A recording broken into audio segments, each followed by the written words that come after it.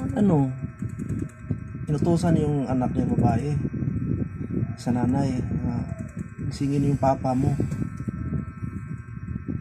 Kasi inutusan niya yung anak niya babae, gisingin yung tatay.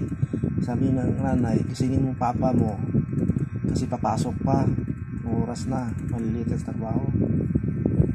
Yung ginising sa anak, hindi pa rin nagising. Sabi, balik ka doon, gisingin mo kasi yung nanay may ginagawa. Mo may papasok na siya, anong oras na? Lumabas yung bata, umiyak. Ba't umiyak ka? Tanong ng nanay. Sinampal ako ni tatay. Talagang dugo talaga yung bibig. Sinampal ng tatay.